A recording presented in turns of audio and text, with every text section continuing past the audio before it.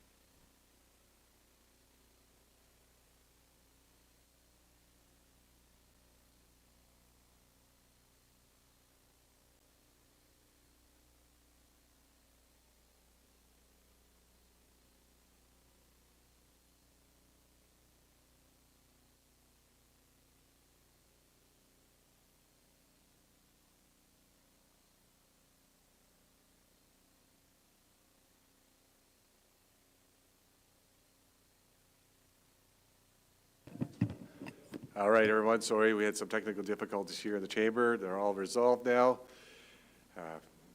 Any declaration of pecuniary interest? Seeing none. Council's confirmation of minutes. Moved by Councillor Woodham, second by Councillor Ottens, that the minutes of the Township Mapleton Council meeting held on April 14, 2026 be confirmed as circulated in the agenda. Any comments? All in favor? It's carried.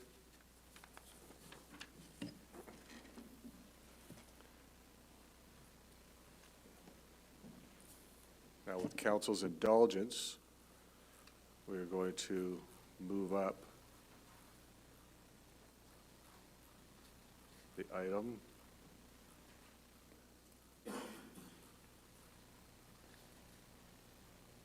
Item 9.51, which is the pre-budget approval for purchase of fire apparatus. Nope, sorry, 9.52, which is the Drayton Kinsman donation utility terrain vehicle. We're going to move that up at the beginning.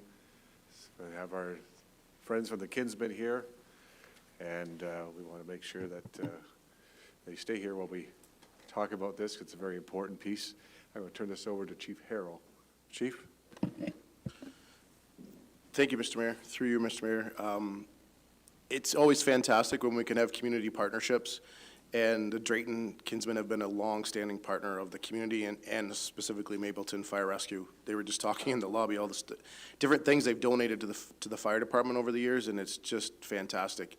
And this year, they, or I guess it'd be late last year, they came to us and offered to donate a UTV, which council was able to see outside, which has been in our long-term plans for purchasing and expanding our vehicle fleet.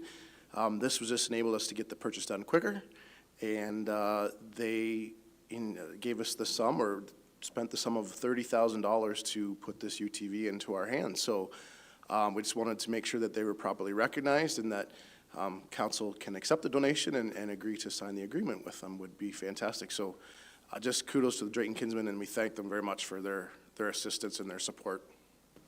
Thank you, Chief, and absolutely everything you said, ditto. Fantastic. We have a great Kinsman Club here in town.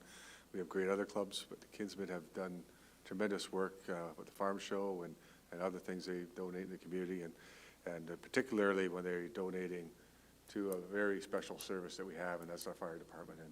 And that's great to hear that they are continuing to help out our fire department.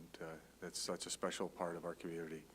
Resolution I have here is moved by Councillor Reid, second by Councillor Martin, that council accept the donation of a UTV valued at $30,000, and further that council authorize the mayor and clerk to sign an agreement accepting this donation on behalf of Mapleton Fire Rescue.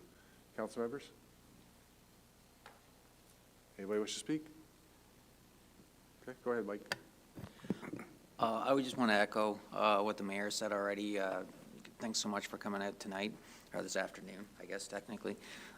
We really appreciate this, and I know the fire service does as well. I'm sure the community's going to find great, or the fire department's going to find great use for this, probably even more than what they anticipate already. So it's certainly, most emergency services are incorporating this type of vehicle in their fleet.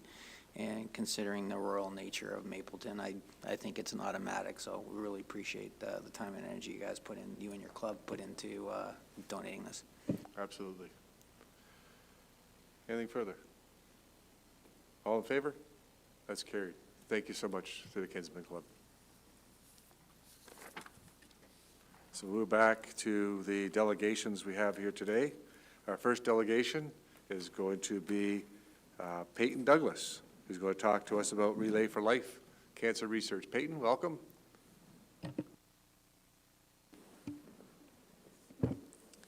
Good afternoon, Mr. Mayor and members of council, and thank you for the opportunity to speak on behalf of Norwell District Secondary School Relay for Life Committee. My name is Peyton Douglas, and I dream of a future where cancer no longer impacts the lives of those that we love. Relay for Life is a cancer fundraising event where teams of 10 relay and participate in activities in support of the Canadian Cancer Society. Norwell's Relay for Life event will take place on Friday, May 29th from 12 noon to 12 midnight at Between the Lines Sports Facility in Listowel. Each participant strives to raise $100 to support cancer research. Our event will offer a variety of activities, including drum, a photo booth, a live band, DJ Cody, a raffle, dodgeball, a movie, and much more. Today, We respectfully ask Mapleton Council to consider supporting our event by entering a team by bringing together 10 participants and/or sponsoring an activity at our event. Your support will help us reach our goal of raising $25,000 in support of the Canadian Cancer Society. And thank you for your time, and I'm happy to answer any questions you may have. Thank you. The resolution I have is moved by Councilor Otten, seconded by Councilor Woodham, that Township Mapleton Council receive for information a delegation of Peyton Douglas at Norwell District Secondary School regarding the Relay for Life Cancer fundraiser. Questions for Peyton Douglas? I have one. How many years now has Norwell done this? We haven't done it since 8 years ago was the last time we've done it. This is the first time in 8 years that you've had Relay for Life? Yeah. Wow. So are we picking that back up again? Yes. So I know my kids used to do Relay for Life with a teacher there named Betty Douglas. A long time ago. Yes. She's still around, I heard. Anything further from council?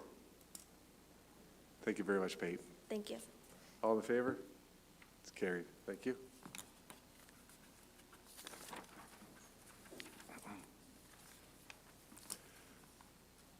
Moving on to our next delegation. We're going to actually switch this up a little bit. No, we'll just do this one here. We're going to have Murray Short, come up here and talk about money. All right, thank you very much, Mr. Mayor, members of council. Appreciate the opportunity to walk through the 2025 financial statements for the Township of Mapleton. I will do so going through the slides. The financial statements themselves were provided in the council package, but the slides cover most of the primary statements. So I'll just walk through the presentation, but if there are questions on the rest of the statements, happy to answer those, possibly with the assistance of your treasurer and CFO. So with that said, just a bit of an overview on our audits. Our materiality was $610,000. That's the amount that kind of ultimately allows us to sign off on our audit report. We need to set a dollar value that would kind of a swing or an amount that is kind of significant enough that it would impact kind of strategic decisions at the municipal level. And then that's kind of ultimately, as I said, what allows us to sign off on our audit report that the financial statements are materially correct. We need to kind of define what materiality is in that sense. In terms of the audit plan itself, there were no significant changes from what was communicated to council back in the fall. We provided a letter that would have been received by council probably in November of last year, just outlining some of the key elements of our audit plan, and no significant changes from that. Nothing that kind of came up over the course of our audit that required us to alter our plans, no surprises or anything like that. And from that standpoint, the audit went very smoothly. So thank you to your CFO and treasurer, as well as the finance department staff for their good work in terms of the financial reporting throughout the year, but in particular at the year end. In terms of the audit report, it is a clean audit opinion, so we've done all the work we've needed to do in order to satisfy ourselves that the financial statements are presented fairly, and so that is what's included within the package. And just to confirm that our audit was conducted in accordance with the applicable auditing standards that we are required to follow under our requirements under CPA Ontario. So the statement of financial position is the first statement that you'll see just after the audit report. It highlights the assets, liabilities, and then the accumulated surplus for the municipality at the year end of December 31st, 2025, as well as the comparative numbers for December 31st, 2024. Those are shown here on screen. I won't go through every line, but I'll just highlight a few key things. You will see the cash position is down by about $2 million. A number of reasons for that. We will see that in the statement of cash flows. Part of it relates to repayment of long-term debt. You can see long-term debt in the liability section down by about $4 million. Additions of capital assets in terms of the investments made by the municipality in the year, as well as the transfer of some of the assets to Northern Maple Utilities, which is the new municipal services corporation set up to administer your water and wastewater starting in 2025. Some of that involved kind of a transfer of cash to that corporation. In terms of taxes receivable, you can see that balance is down by about 600,000. We will see the graph that shows the comparatives for that. So I'll kind of reserve comment on that until we get there. Under financial assets, you'll see two new lines due from Northern Maple Utilities. So again, that's the new Municipal Services Corporation. Just a balance owing at the end of the year that I understand from your treasurer was repaid shortly after the year end. So just a timing difference in terms of money owing back to the municipality. And then the investment in Northern Maple Utilities itself of about $3.26 million. That's kind of the initial contribution that the township made to kind of start up NMU, as well as its share, or the township share of income coming from Northern Maple Utilities at the end of the year. And we'll see that on a subsequent slide. In the liabilities section, you can see a decrease in accounts payable, but an increase in deferred revenue, specifically the obligatory reserve funds, with the transfer of some of the development charges to Northern Maple Utilities. The remaining deferred revenues of the township actually wound up increasing. But then you can see the current portion and long-term portion of debentures payable down by that $4 million, just as a result of partly a transfer of some of the loans to Northern Maple, as well as repayments made in the year. The net financial assets line is the kind of net liquidity position for the township at the end of the year at about $16.4 million, up from about $12.5. So that is an improvement in terms of the financial position of the municipality. And then down below that, we have the non-financial assets, most notably tangible capital assets increasing by about $2.7 million as a result of investments exceeding amortization on the year. Getting to the graph, so this one shows the cash position of the municipality relative to its cash outflows, and then comparison to our other municipal clients. So the green and blue lines that you see are, the blue one is the average of our municipal clients, the green is the township of Mapleton. It's showing as a percentage of the total cash outflows that you would have in the year. So at the end of 2025, township of Mapleton had about 85% in cash of the total cash that it would spend in the year. That is down from the year before, again, part of that being the funds transferred to Northern Maple, but also, again, significant debt repayments and so on. So not a concern from that standpoint, but it did decrease it partly as a result of that transfer to NMU. Taxes receivable has been a strong point for the municipality relative to our other clients. You want to keep this as low as possible, obviously, and the 7.2% is a significant decrease over the 9.5% last year. This is a percentage of the total taxes raised by the municipality, including the portions raised for the county and school boards, not just for your own purposes. And that 7.2 is well below what we're seeing as the average of our clients. What we've seen in the last several years is that amount has crept up across most of our clients each year, or fairly consistently each year. In your case, it dropped fairly significantly in 2025, so that certainly is a positive outcome in the year. Tangible capital assets, this is showing the investments in your infrastructure and other assets in the year relative to your total tax revenue. So we compared to tax revenue just to try and normalize for the size of different municipalities. And so you can see that the green line, being the township of Mapleton, is higher than the blue line in 4 out of the past 5 years. And so that suggests that you are investing more significantly in those assets relative to other municipalities when compared to your tax revenue. So I think that speaks well to the investments made. And then lastly, in terms of tangible capital assets, this graph shows the additions, budget additions, and amortization.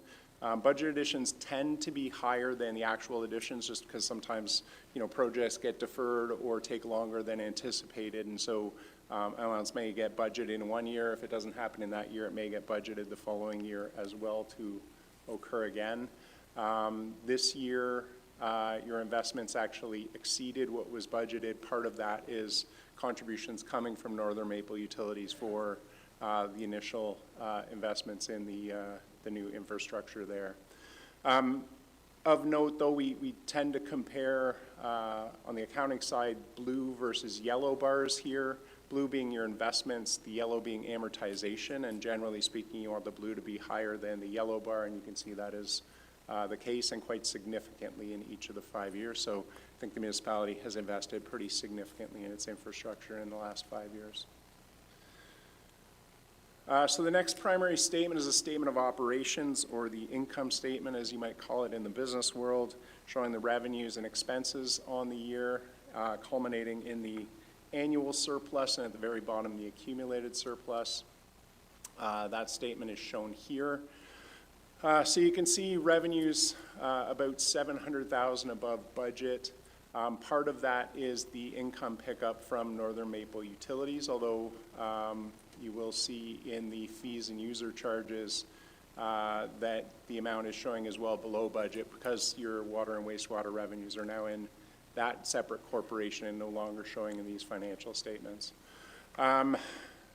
Otherwise, revenues generally pretty consistent within normal fluctuations. The obligatory reserve funds is the amounts that you are using from your development charges, gas tax, and other reserve funds on the year. Less this year, more spent out of those last year in terms of investments in infrastructure, so that balances down. On the expense side, you can see expenses are actually down from both budget and prior year, and so that is contributing to the surplus on the year. And then there's a contribution from Northern Maple Utilities towards the investments in infrastructure this year. So Northern Maple Utilities runs the water, wastewater, but doesn't actually own the assets. So it contributes the money to the township to invest in the infrastructure itself, and so that amount was $1.77 million on the year. So overall, annual surplus about $6.5 million. That amount kind of might seem relatively high, especially when compared to budget, but part of that is because any revenues going towards capital assets would be recognized as revenue, but the assets aren't shown as expense here. We'll see that on a future slide. So this is kind of a overstated number because it's increasing your investment in capital assets primarily. In terms of expenditures by department, we show this graph that just kind of breaks out the percent of the total by each department. Water, wastewater would have been a more significant, or the environmental services would have been a much greater percentage in prior years, but again, with Northern Maple Utilities being a separate entity now, its expenses no longer reflected here, so that amount has decreased, and relatively speaking, then the other expenses or other departments have increased as a percentage of the total. Not surprisingly, transportation services being the largest.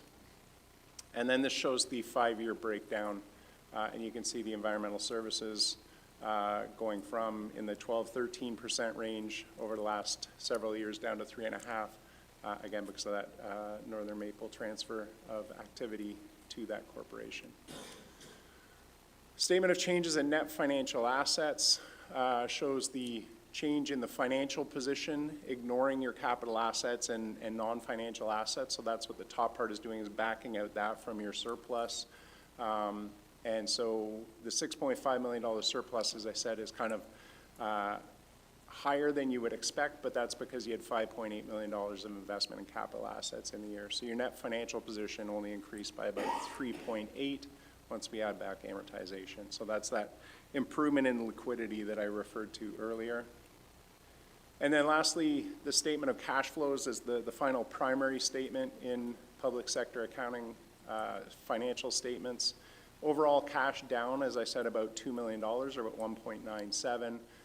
Positive cash generated from operations of about $11.4 million, so that's what we would expect. You're kind of raising money to cover your operating activities, but also to repay debt, invest in your infrastructure, and so on. So $11.4 million generated from operating activities. From that, then $4 million repaid in long-term debt, 5.8 invested in capital assets, so that's the investment in infrastructure, and then 3.5 invested in Northern Maple Utilities. So on a net basis, then the cash position did decrease by about $1.97 million. The accumulated surplus shows, or the schedule of accumulated surplus shows kind of a breakout of the total of $82 million of accumulated surplus for the municipality, most of that being the investment capital assets you can see at the very top. There is the investment in Northern Maple Utilities of about $3.2 million, but then down below that are the discretionary reserve funds and reserves. These are amounts set aside by council for future expenditures, capital and other, totaling about $16 million this year. Fairly comparable, but down slightly from last year. And then deferred revenue are other reserve funds that aren't included in the previous statement. These are the obligatory reserve funds required through the Development Charges Act, your gas tax agreements and other things, and those in total up slightly. You can see contributions and investment income in those reserve funds exceeding the amount recognized into income or spent out of those reserve funds for capital expenditures. So the last graph we show is the reserves and reserve funds as a percentage of total tax revenue. Mapleton's has tended to be a little lower, but part of the reason that it's lower this year is, again, because some of those reserves and reserve funds now with Northern Maple Utilities. And so it's in the same ballpark, and we're not kind of saying that you should have more or less in reserves and reserve funds. It's just a comparison of what you have relative to your tax base. So with that, I am happy to answer any questions. Just in terms of next steps, subject to council's approval, that will allow us to finalize the financial statements, and then we'll work with your finance staff to submit the financial information return to the ministry in time for the May 31st deadline. So I'm happy to answer questions that Thank you, council may Barry. have. Questions for Mr. Scott?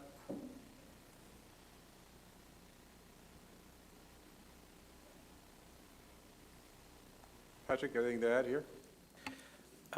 Through you, Mayor, nothing major to add, just will note that Murray didn't mention it in the presentation. This was a extremely complicated year for generating these financial statements and doing the audit with us shifting to having a municipal service corporation, which in the finance and auditing world is referred to as a government business enterprise. I did note it in the report, but kind of made a commitment last year that you'd be getting these statements a lot earlier than you received them last year, and that's a commitment that our team held to, put a lot of pressure on Murray and his team to make sure we could get them here for you, but I think it's in the best interest of the municipality to understand where we're at rather early in the year before we get into this year's spending and next year's budget. So just a thanks to Murray and his team. Worked well with our team, and from my perspective, our finance team, especially during a period of transition within our staff team, did a commendable job getting this put together. So thanks again to council for your trust in stewarding the finances here. Yeah, I apologize, Patrick. Patrick asked me if he could speak before Murray to say all what he's just said, but we flipped it around. Thank you so much. Any other questions at all? Okay, thank you so much. Resolution moved by Councillor Woodham, second by Councillor Ottens, that Township Mapleton Council receive for information the presentation of RLB Chartered Professional Accountants Murray Short regarding the Township Mapleton's 2025 audited financial statements. All in favor? It's carried. Next up, we have Drayton Mapleton Agricultural Society. We have Neil Driscoll, and we have Arlie Zintage. Come and talk to us. Okay, do you want to stand up, Arlie? You're gonna, I'm just hiding behind you tonight. okay, I'm well, here for backup. Arlie never understands that she's really the back force of our whole ag society. It doesn't matter what task we bring up, but Arlie's been part of it, so she has to be recognized for that. So thanks, Mayor Davidson, council, and Mapleton staff for giving us the time to present to you. We wanted to make you aware of actually our biggest project since the Fair Board has ever existed. Several years ago, we undertook a big undertaking of redoing the piers, taking out the boards and putting in new walls to a tune of about $100,000. So our biggest thing now is we have a beautiful upper hall that has an accessible everything that we need and a certified kitchen. The biggest thing is we can't get our aging population up there. So it's come to our attention that it's time to put in, and the technical phrase is a commercial wheelchair lift. It is not an elevator. but it's to get people with mobility issues up and down, and it's to help our aging group that does a lot of catering to get up and down from the kitchen to the main arena floor.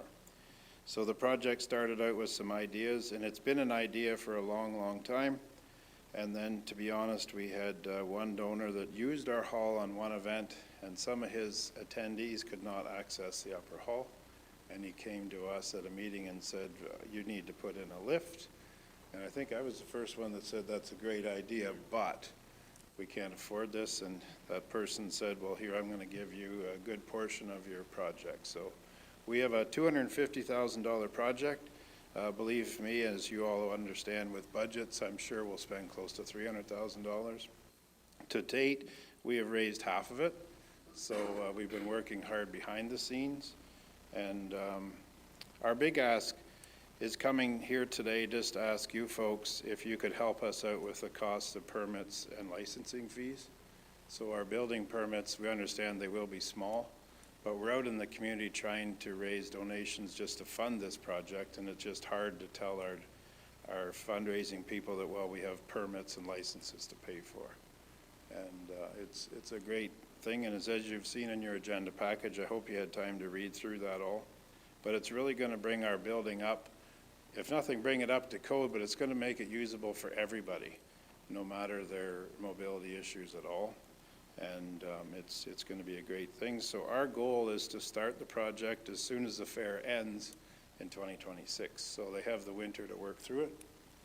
And I have promised some of the senior members on the fair board that we will not have to dip into our reserve funds.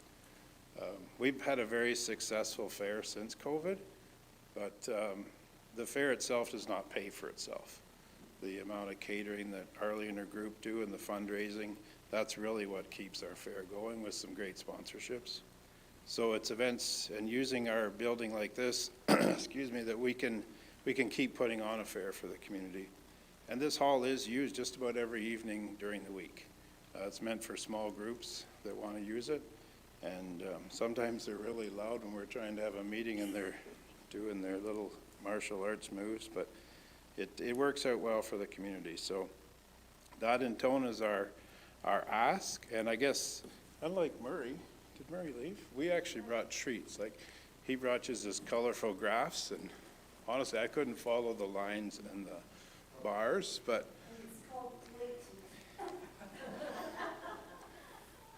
and if you can't resist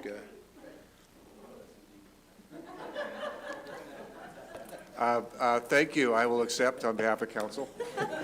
Ray, you have you know the most about my history. It could be not good for me.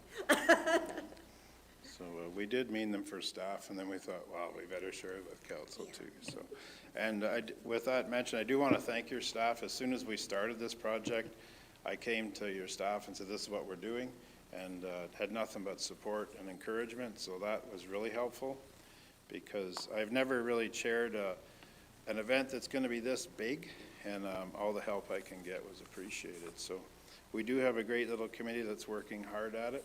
And through the next coming weeks and months, you'll see our pull-up banners. Actually, they start, first viewing is tomorrow at the Drayton PharmaSafe.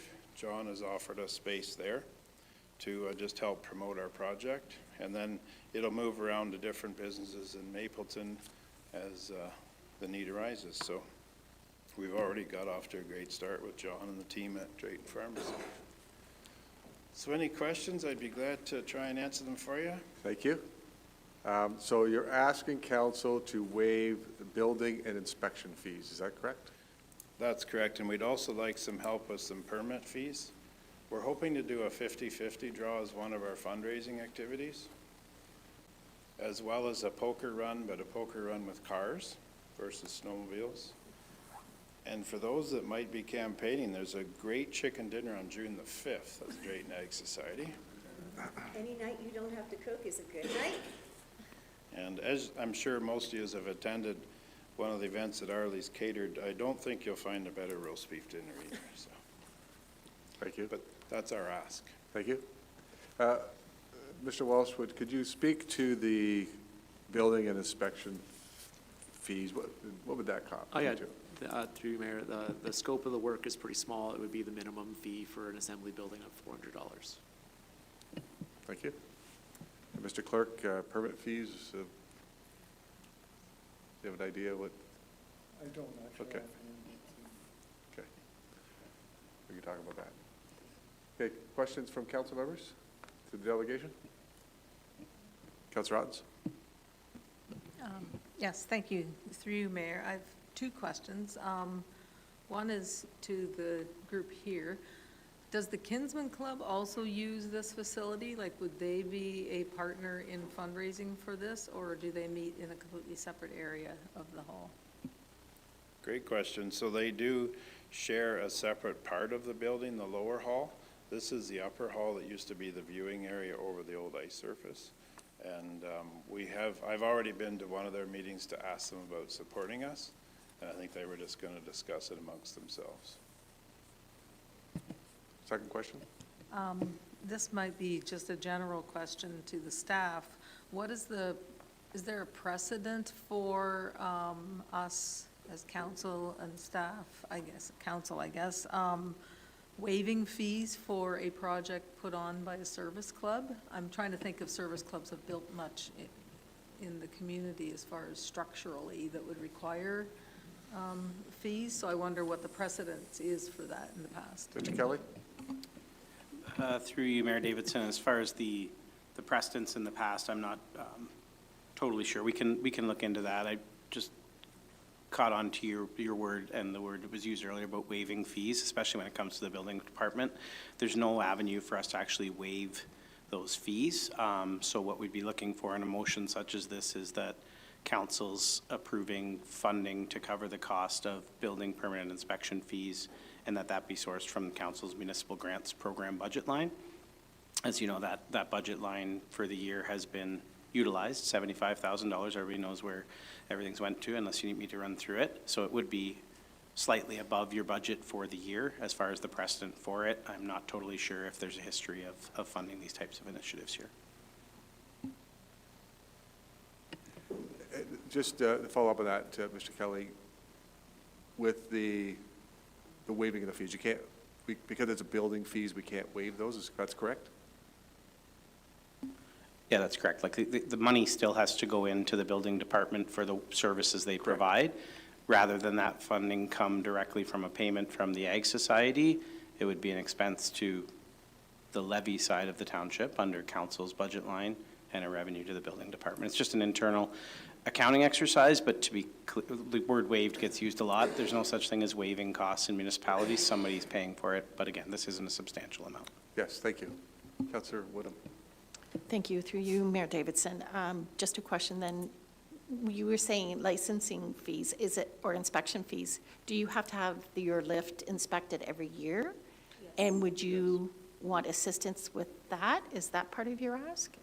No, the licensing fees that we're worried about is just doing the 50/50 license. We want to run it properly, and you have to have a license through the municipality to do so.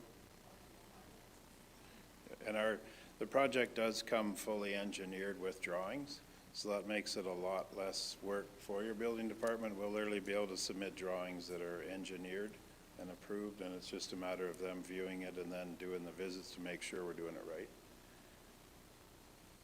Councillor Reid? Through you, Mayor, to our CFO, one of the questions with our community grants, are also known prior as 50/50 funding. Have all the community groups used their full amount, or are they coming up and, like, if someone was getting $5,000, have they used the full $5,000, or are they coming in at budget below? Do we know yet? Through you, Mayor Davidson, I would say no, we don't have that information yet because all the projects haven't been fully completed. At the same time, the full budget of $75,000, and that $75,000 I can just run through quick because there's only 5 things. One is a contribution to the Grove. One is a contribution to the Senior Center for Excellence. One is the Minto Mapleton doctor recruitment. One is for these operating capital grants, which this would be. And the last one's for our bursaries program, and all of them have been fully utilized at this time.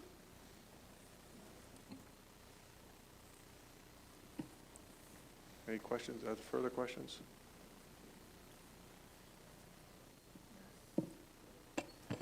Through your worship, I just looked at what the fee for the lottery is, and it's 3% of the prize value to a maximum of, I believe, a prize of $250, so. Thank you. So essentially, our request is under $1,000. And as for the 50/50 grants and such, our Fair Board has stayed away from those because the other service clubs really use them and need them, where our committee tries to fund ourselves on sponsorships and our catering events, so that's why we haven't been at the so-called trough before. Thank you. Thank you both for the delegation. So the resolution I have here, Council, is moved by Councilor Ott, second by Councilor Woodham. Township Mapleton Council received for information Drayton Mapleton Agricultural Society, Neil Driscoll, and Arlie Zentage regarding the Hall Mobility Lift Project. That is what's currently on the table. Councilor Reid? Through you, Mayor.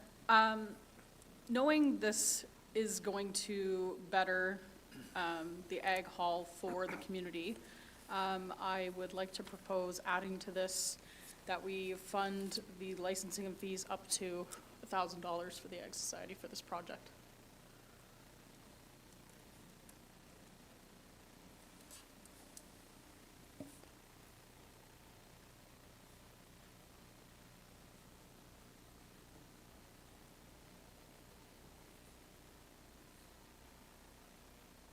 So Councilor Reid has proposed an amendment that we fund the Agricultural Society up to $1,000 for the Hall Mobility Lift Project. Do we have a seconder for that? Councilor Ottens? Okay, discussion? Councilor Woodham? Thank you. Through you, Mayor Davidson, to our CFO, then where would we be able to cover this cost? Mr. Kelly? Yeah, through you, Mayor Davidson, the cost would be charged to council's municipal grant program operating budget line. As was mentioned previously, the funds from that have been fully committed up to $75,000, so it would go slightly above budget for the year. But to Councillor Reid's earlier point, if one of the 50/50 funded projects, or what used to be called 50/50 funded projects, were to come in under, it would reconcile out, but there is the potential that you could be committing to spending $76,000 on a $75,000 budget line. Again, that's the raw numbers. Thank you. Councilor Martin? Thank you, Mr. Mayor. I'd probably prefer to know an actual number. If we could maybe have a staff report just come back, just letting us know what the maximum would be on it. I know Councilor here has suggested up to $1,000, but that could also give us a bit of time to maybe figure something else out. So I'd probably like an actual real number to know what our contribution would be. Okay, so right now, the amendment is that we fund the Ag Society up to $1,000. Do we want to amend that? Sure. Can I amend that to have our staff look into what the fees and licensing would be to fulfill this requirement and come back to council with that report? And in the meantime, maybe we'll have seen some of those community projects come back in, we're not sure, and that might give us some more clarity.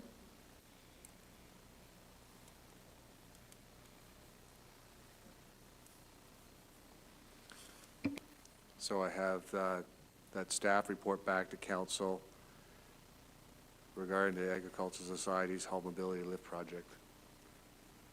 That's fair enough, Mr. Barron? Do you know what you need to do from there? Councilor Ottens, you okay with that change to that? Okay, so we have that change. Any further conversation on this? All in favor? That's carried. Thank you. Something like that. All right, we'll move on to the next one. Our special guest today from Wellington County Council, Ward 2, Mr. Earl Campbell. Welcome, Earl.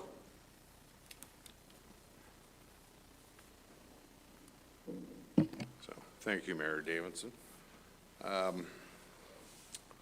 So we're doing this a little differently this time. The last time I was here, there was a request made that I forward a report for your benefit, which I did. Farm show, I ran into the mayor and your CAO, and I said, I'm a little lost what I'm going to do here. Am I going to do March, or am I going to do April? Because we're actually meeting, so I'm a bit of a soothsayer today. So this whole report is not gospel until Thursday afternoon, once county council's done it. But I did suggest to Manny that, you know, maybe I should just send them the agenda package, and then I'll do my standard 2-page report, which he highlighted that there was one counselor for sure, and I'm not sure who, he didn't name the individual, that would read it page for page. So whoever that is, 809 pages, down to 2. So anyway, so I'm not going to go back through the report again. I've given it to you. I'll just talk about a couple of highlights that are more pertinent to this council. So the Mapleton Township funding agreement is on the agenda to be approved on Thursday. And again, all of this is subject to council approval, but it has been approved by committee. So that's $1 million coming into your community for Conestoga Crest, I believe, is it Crest? Yeah. We did a lame duck under finance. Our surplus this year was $4.6 million. That's unaudited, but that's where we're headed. That money's already been delegated towards solid waste. Solid waste, which is further down in this agenda package. Basically, we're looking at a new contract for the solid waste services. Excuse me, that's done every 7 years. And what's happened is, if you're aware, that the blue box has gone to provincial responsibilities to the producers. 99% we're all going to end up with carts, because that seems the way they're going across the province. And we're anticipating that it's actually going to happen with our solid waste as well. The initial budget for that is somewhere between $5 and $6 million to buy carts for the entire county for every household. And that would be an organics cart and a waste cart.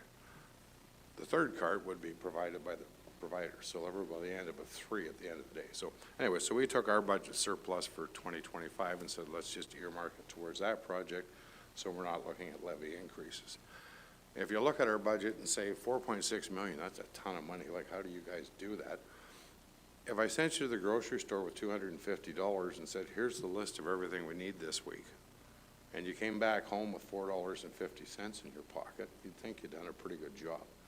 So you really need to, when you look at a number like that, and I had to learn it this way, is you have to look at the scope of the budget you're dealing with before you start saying, well, we shouldn't have raised the rates. So anyways, onto the roads.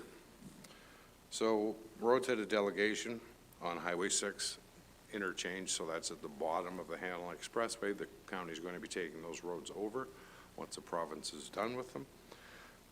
Locally, you've got work going on the Flax Bridge at the end of County Road 11. You've got work coming into town supposedly the end of May, but they're not allowed to start that till they finish at the end. And I'm not sure they're on schedule there, so that may be delayed coming into town. County Road 12, there's going to be a box culvert done in there. I'm not sure if it's a box culvert, but it's a culvert between 16 and 18. And once that gets done in July, there's a box culvert going in on County Road 10, just outside of Moorfield. Now, if you've driven that road in the last couple of days and you're going, what are those barriers up there? Oh, they're starting on it. They're not. That's Bell Telephone has been requested to accommodate this to move their cable. So those holes and those temporary concrete barriers are not sitting there until July. They'll be there for maybe another week, 2 weeks at the most. That's to relocate that Bell cable out of the road. And then once we get finished on County Road 12, we'll move over there. So likely the end of July is when County Road 10 will be closed for approximately a 3-month period.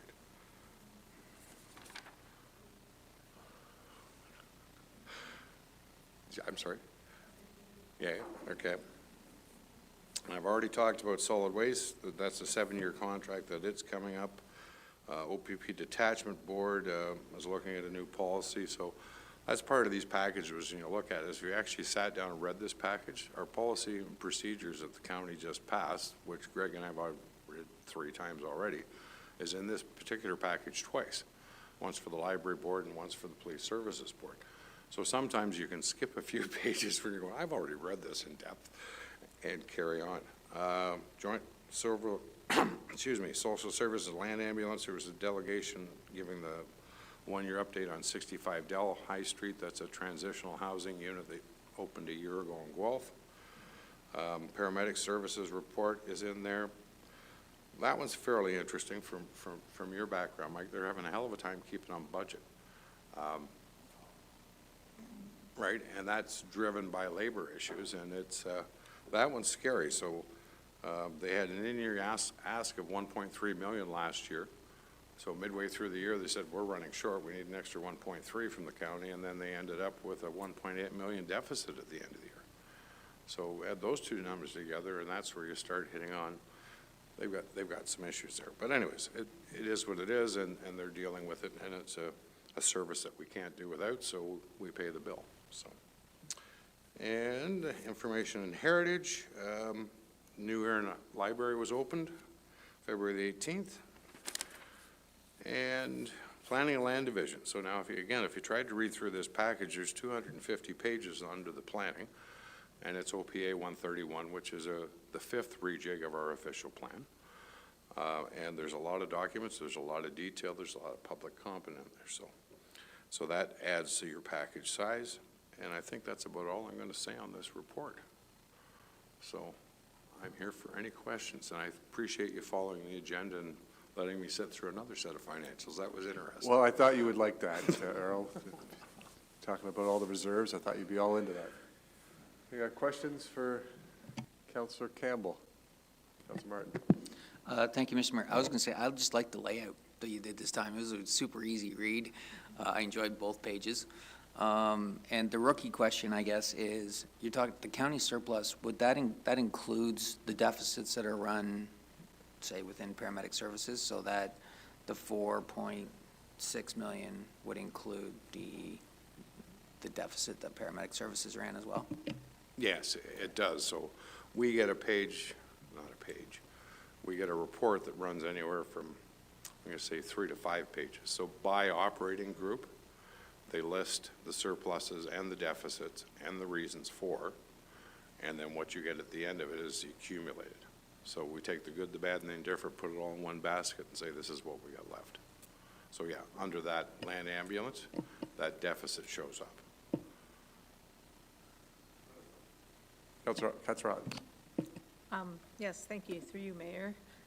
The solid waste services question, you said eventually each home will get 3 large wheelie bins, right?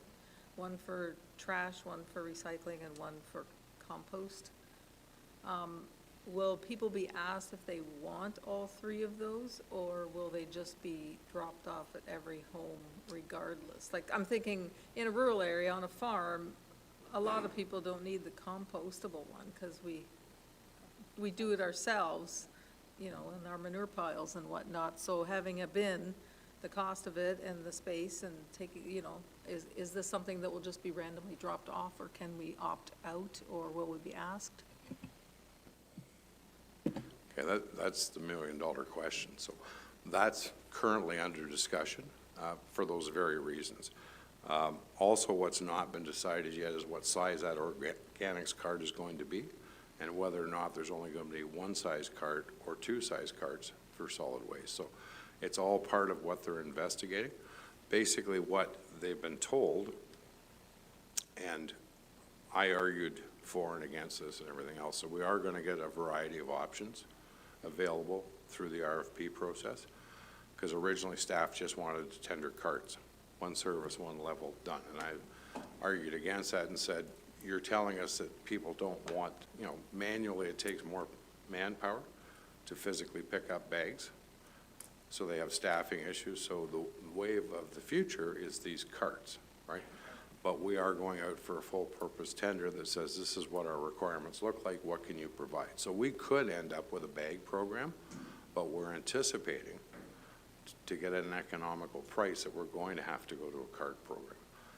When we go to that, then that decision has to be made as to which size of carts we're going to be able to provide and whether or not you're going to be opt-out of the service, because I agree with you 100%. I've got one of those composting carts currently that we have at home, and that size is too small to be manhandled by a truck, right? So those are going to all have to be replaced as well. So, but I would love.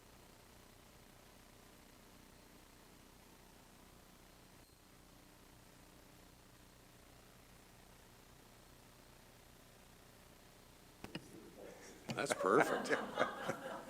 So that is still under discussion, but yes, there are comments about whether you can opt in and out, whether you really want one or not, so.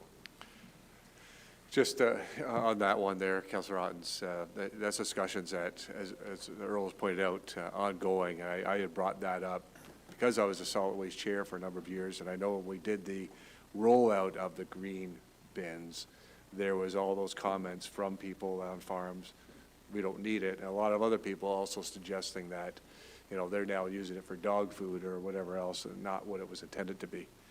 Other jurisdictions, they did send out surveys, and I mentioned this to the manager of solid waste.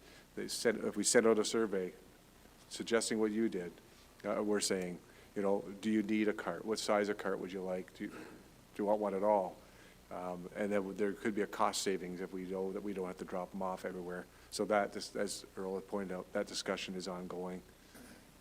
But it is very costly to replace the green carts and add the trash carts as well.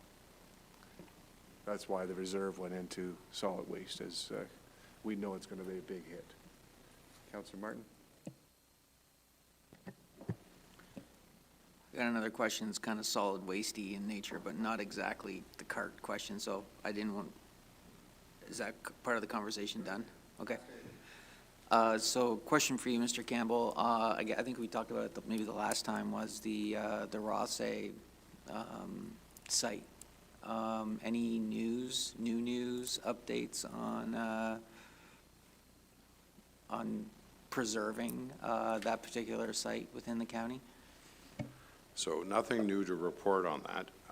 You guys did make a comment, and I would suggest if you have a concern, it would be appropriate to send a letter to the county saying you understand that site's under review and that you strongly support it staying open. What's currently happening is they are looking at revamping the site. So the original budget for that site was $900,000 for the capital project. To date, 88,000 of that has been spent, and we haven't put a load of gravel in yet. So we're down to about 810, we'll say. And staff has been directed to bring it under budget. So they are still looking at a new scale house. They're still looking at a scale. They've removed the paving. I understand they removed the well, because originally there was going to be a well and a septic put in there. That can be accommodated with holding tanks. So they've revised the whole thing, but they have not yet sent it out for tender. And I, for one, will be fighting tooth and nail to make sure that we don't lose that site. So, Earl and I have had many conversations on this, and just even recently we talked about the letter. I talked about council wanting to make sure that we had sent something to the county, and that's when we had this discussion just last week about this. So maybe at a next council meeting, we could have that on the agenda, and we'll discuss sending that letter off. Councilor Martin? Yeah, and well, clearly the site preservation is a big deal. I couldn't help but note over the winter that the county staff that do work there don't have the best conditions for the hut that they do, the room. Definitely see the need for an upgrade there, so I can kind of see both sides of the story, right? Need to do something, but obviously we'd love to keep we'd all love to keep the site. Well, the Rothsay site, as I mentioned before, is the least used site in the county. So both the Rothsay site and the site in Elora were up for getting fixed. And the cost of doing one in Elora took all the funds from the Rothsay and put it over there, because both of them came in at really high budgets to do the work. So certainly it's something that Earl and I will make sure that at County Council our voices are heard, that this site cannot be taken away from us.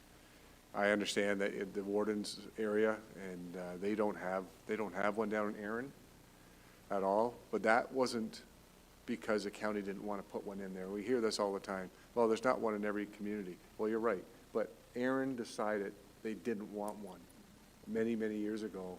And even when I was chair of solid waste, we had talked about purchasing land and developing one, and that was kibosh, so.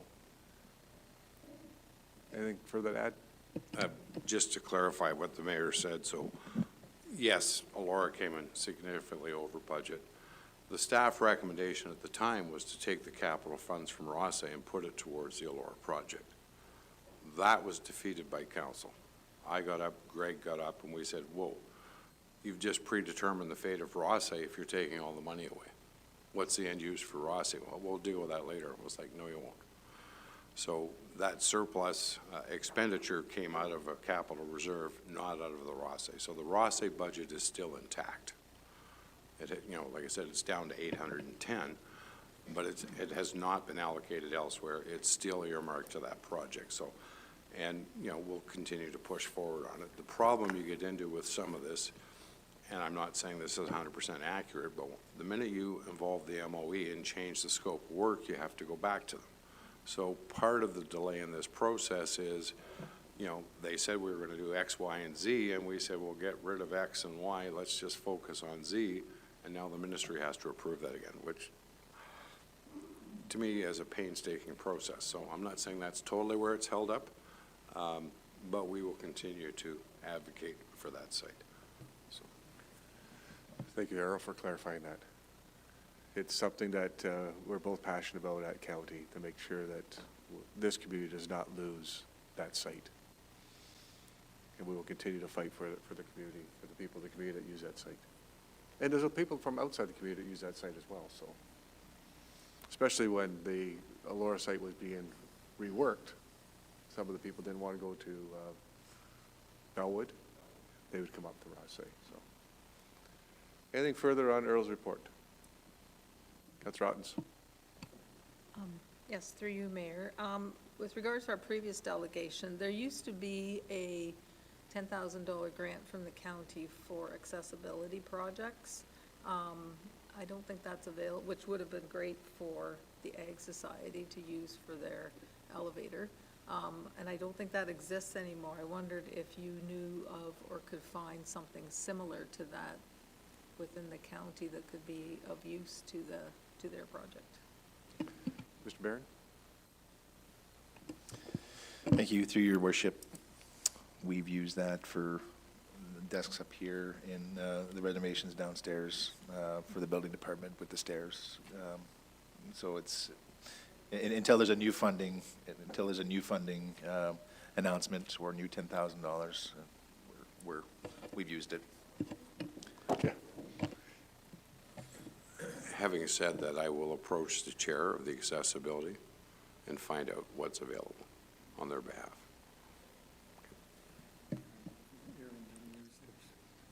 Don't you sit on that accessibility committee? We used ours, but Aaron didn't. Oh, Aaron did. Okay, we'll just use Aaron's money. They didn't use it. Anything further from Mr. Campbell? Thank you, Earl. Resolution moved by Councillor Woodham, second by Councillor Ottens, that Township Mapleton Council receive information, the delegation of Wellington County Ward 2 Councillor Earl Campbell pertaining to April 2026 County Council Committees and OVP Detachment Board reports to date. All in favor? That's carried. And just as a follow-up to somewhat to your question, Councillor Ottens, so the Ag Society did apply for outside funding, and they were turned down from a couple different groups already. So they have been applying. Moving on to item 8.1, Economic Development Committee. Meeting minutes are there. Any questions on those? Moved by Councillor Otten, second by Councillor Woodham, the Township Mapleton Council receive for information the minutes of the Economic Development Committee meeting as convened on December 8th. December 8th? That long ago? Okay. 2025. All in favor? That's carried.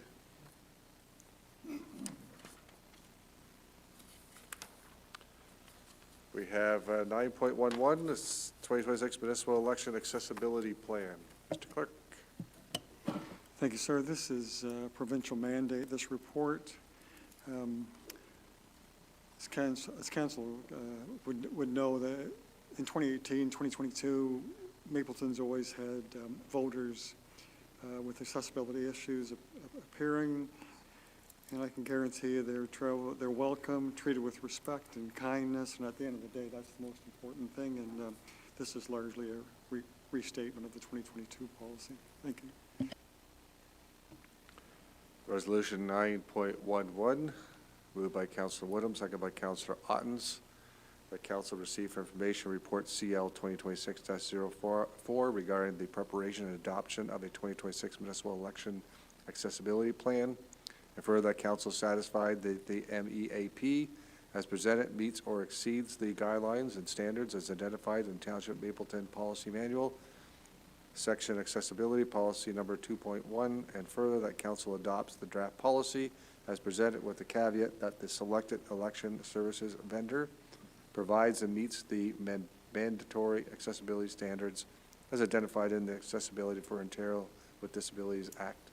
And further, that the draft policy item 6 be updated with the specifics of the successful contractors' identified compliant features, standards, and capabilities, or capabilities. Okay. Questions to the clerk? All in favor? It's carried. 9.12, municipal resources. Mr. Clerk? Thank you, sir. This is all the seminars I've been at with AMCTO and the county and SV Law.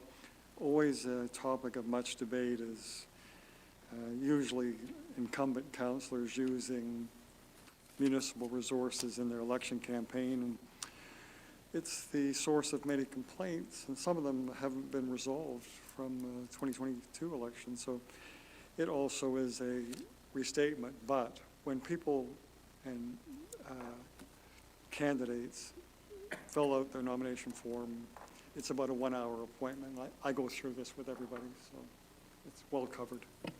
Thank you, Mr. Clerk. Moved by Councillor Otten, second by Councillor Woodham.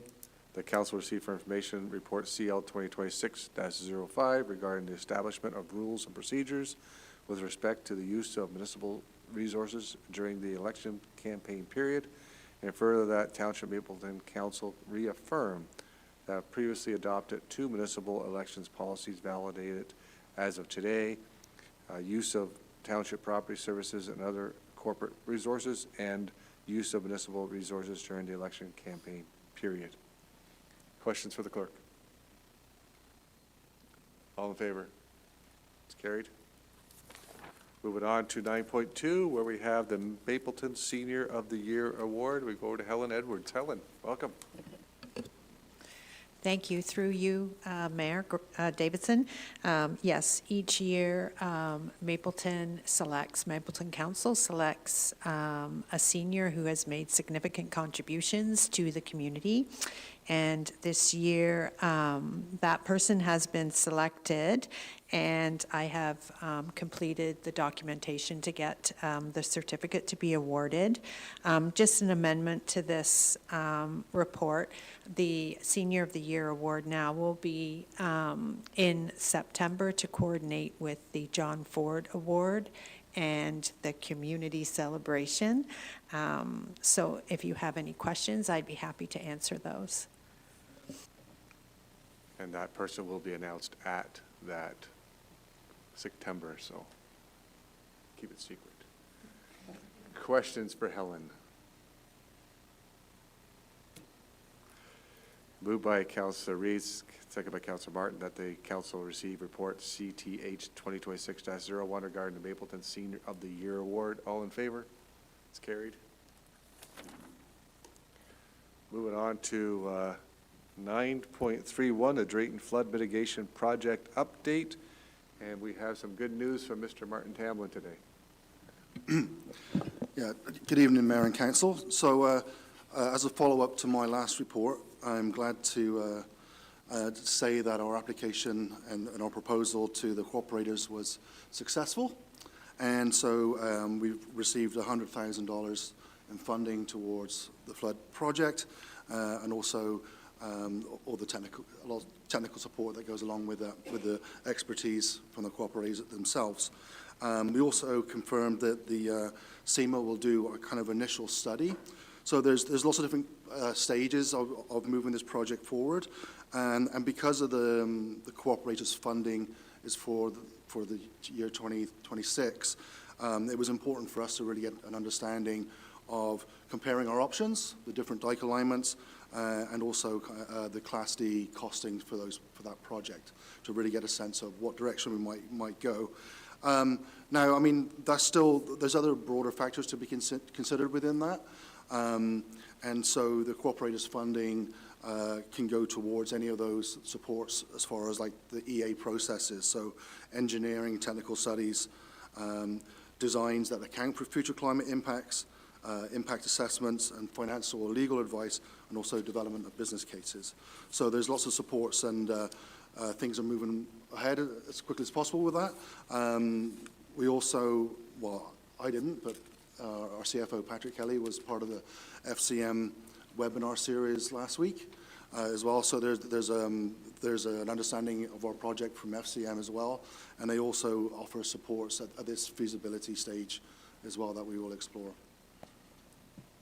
Thank you, Mr. Tamlin. So the recommendation, the resolution here, moved by Councilor Reid, second by Councilor Martin, that Council receive the information report ES 2026-02 regarding the Drayton Flood Mitigation Project update. Exciting news that we are moving forward, and this is great news for the township. This is something that's being worked on for many, many years. I'm glad to see that we have some funding to look at, you know, the different maybe ideas of how we're going to mitigate the waters. And certainly, we know there's a lot of work ahead, but to have that funding from cooperators, it's a great thing to have. And I understand, Mr. Tamlin, there's a little competition between you and Mr. Kelly, but thank you for working hard and getting the $100,000. Mr. Kelly likes to brag about the 27 million he's got, but $100,000 in your department's pretty good. Through you, Mayor, that's the 27 million that we got. Yep. Questions for Mr. Tamlin or comments? Thank you. Great report. Thank you. All in favor? It's carried. Next is 9.41, 2025 audited financial statements. Mr. Kelly? Yeah, through you, Mayor Davidson, nothing really substantial to add beyond the presentation that happened earlier through delegations. So, yeah, this report seeks approval from council to accept those financial statements and direction for us to submit the FIR to the province. So no further comments beyond that. Resolution moved by Councilor Martin, second by Councilor Reid, that report FIN 2026-18 regarding the 2025 audited financial statements be received for information, and further that council authorize the CFO treasurer to submit the 2025 financial information return and approved financial statements to the Ministry of Municipal Affairs and Housing. Questions then for Mr. Kelly? Councilor Woodham. Thank you. Through you, Mayor Davidson. I have maybe 2 questions, maybe 3, to our Chief Financial Officer, Patrick Kelly. First one, on page 5 of the draft consolidated statement of financial position, under financial assets, the taxes receivable for 2025 are approximately $600,000 less than 2024, and he spoke to it in his presentation, but I'm just wondering if you can elaborate more for us of what this difference is and how it's good for us. Sure. Through you, Mayor Davidson, to Councillor Woodham. Yeah, I would say that's indicative of just some updated strategies with regards to collection of outstanding property taxes throughout the community. So as council's aware, and it was in the public, we did initiate tax sale proceedings on 3 properties that had been significantly overdue in remittance of property taxes over several years. All of those tax sales ran smoothly. They weren't for, I would say, significant properties, but I think it had the impact of showcasing to the community that everyone's responsible for paying their property taxes in a timely manner, and I think that might have motivated a lot of people to catch up so they don't end up in similar circumstances. We're happy, obviously, to see that number come down, especially during a time period where affordability is talked about a lot, but it is showing there's a lot of property tax accounts within the community that needed some attention, and I think the efforts from staff worked in motivating. Go ahead, Councilor Woodham. So- And then my second question is on page 6, under the expenditures, environmental services section. Can you please explain the 2025 actual is approximately 1/3 of the budget amount?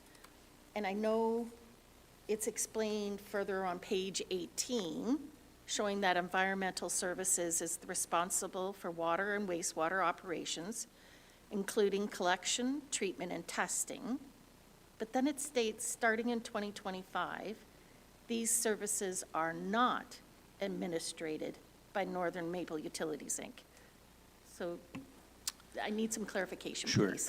Through you, Mayor Davidson, and I think there was a joke made earlier about how much you read every single page of the document. This actually was something that I raised with our auditor, Murray, when he was in the room earlier, just said, I believe there's a typo on that comment. That should say now instead of not. So it is a W rather than a T. So yes, those are now the responsibility of Northern Maple Utilities.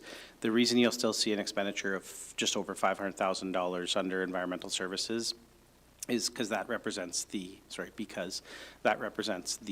amortization on all the water and wastewater infrastructure assets that are still owned by the Township of Mapleton. So the budget, which was put in place prior to Northern Maple Utilities existing, as Northern Maple Utilities came on board in that April timeframe, would have had a lot of additional figures that then shifted over to Northern Maple Utilities, but the amortization stays with the Township of Mapleton. Sorry. So I do have a third question through you, Mayor Davidson, to our CFO one more time then. Is it possible, Earl had spoke about the, what did he call it, the good, the bad, and what's left?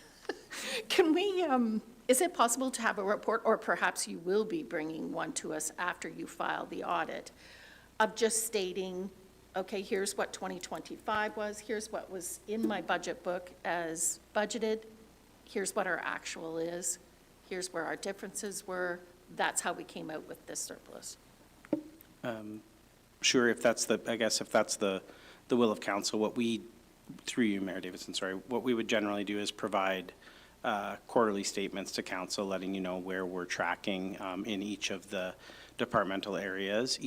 The budget includes a surplus within it, more or less, in the fact that we budget to transfer money into reserve funds to sustain our long-term capital program. But I could give a breakdown, if council sees that fit, as to of the total amount that we transferred into reserve funds this year, what had we planned on putting in and what did we actually put in, which would show the cash surplus, which is something that in PSAB reporting isn't required to do.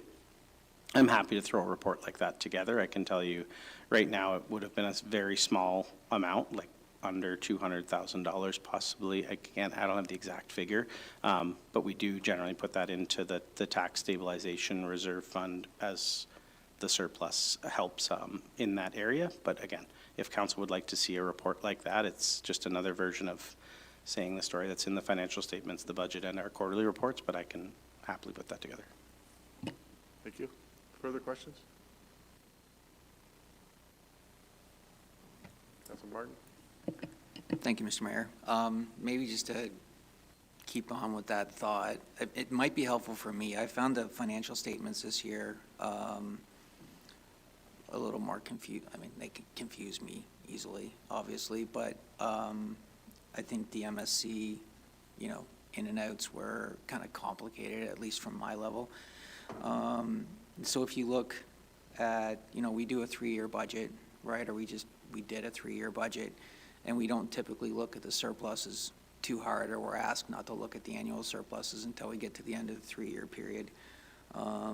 But like, if you look at it just kind of at first blush, you explain it a little further, but the way it's kind of laid out here, you know, with 2024 and 2025, we're pushing out 11.6 million in surplus.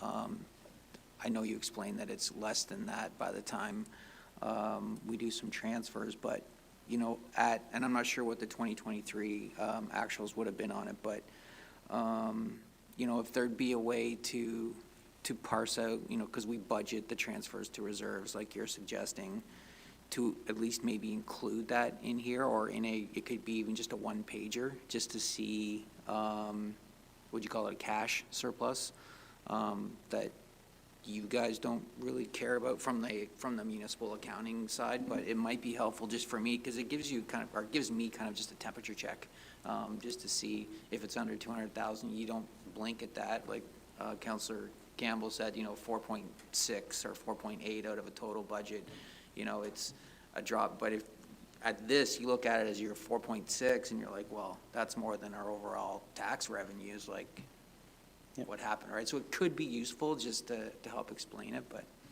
So through you, Mayor Davidson, to Councillor Martin, and I love this dialogue because it improves understanding not just for council and staff, but for the community. The surplus the larger number surplus you're referring to, the 6.5 million this year, the 11.6 over 2 years, you got to remember, in that surplus is all of our capital acquisitions. So instead of surplus money going into reserve funds that are for future infrastructure, surplus money went into the roads, bridges, infrastructure that Jamie and team are building over the course of a year. So when I say, and I will, one comment you made there, I'll push back on. As an accountant, I have to publish the statements in a certain way, but I care deeply about the cash surplus more than what's in those statements. The cash surplus is the one that indicates what we had planned on spending throughout this year and what we had planned on putting into reserve funds. How far off the mark were we on that?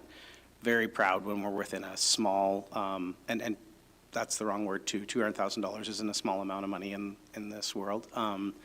But that close to hitting the mark. So as I said, if it provides more clarity to yourselves as council and more importantly to the community as a whole as to what we're collecting, what we're spending, and that bottom line of what we're putting into reserves and how close we are, again, I'm happy to put something like that together and add it to maybe that's the report I put together on an annual basis that accompanies the audited financial statements that explains here's how complicated PSAB reporting is and when, this is a bit of a soapbox thing, but when they put out PSAB 3150 and started getting us to put that budget column in, which doesn't align with the way actuals are reported in public sector accounting standards, it confused everybody. It confuses every statement reader. Whatever I can do to make it simpler, I can commit to that for the following year. But if you'd like, again, me to bring a report in one of the next meetings just to explain what happened in 2025, happy to do that. Thank you, Mr. Kelly. I think that's the will of council to have a better understanding. Thank you for doing that. Further questions?